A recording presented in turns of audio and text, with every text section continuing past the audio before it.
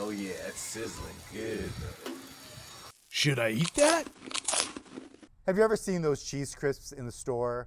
They're like 10, 12 bucks and you get 20 little pieces like that. Let me show you how to make them.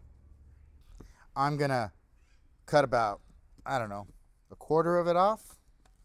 That looks good.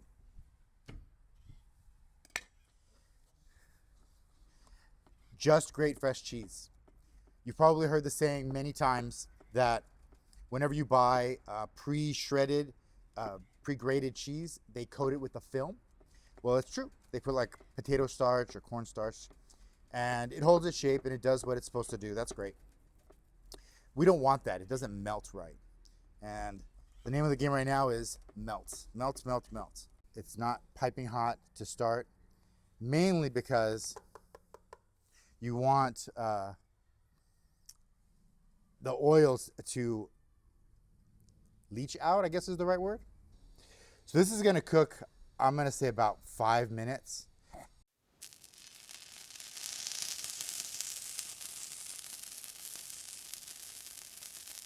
So I think I just cut the cheese. You see how the browning is right here and right around? That's exactly what you're looking for. It's releasing from the Blackstone. This is the time to flip it.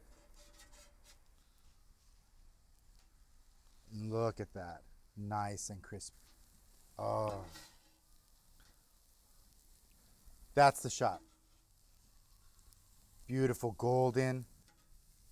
And when you let it sit, and rest a little bit, it'll be a perfect crisp. It'll be a crouton, but a pure cheese crouton.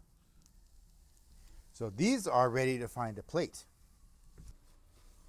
Oh, it smells so good. I want to just grab it with my hands and take a big bite, but I think or I fear if I do that, Nate will slap my hand away and grab it from me because he's been waiting for these since I said, "You gonna make cheese crisps?" And I'm like, "Yeah." He goes, "Oh, I want them." So you want to shove a hand in here and grab a cheese crisp, good sir? Yeah.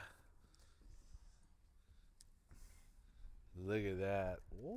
Oh, that's crispy. Oh, it's so crispy. That's a cheese crisp. You can use it in a salad as a crouton replacement. You can really use it as a crunch factor for whatever you eat. Personally, for me, I just love it as a snack. Now you know. Nate loves them in salads. So do I. Sacrilege. Do it again. Oh my God.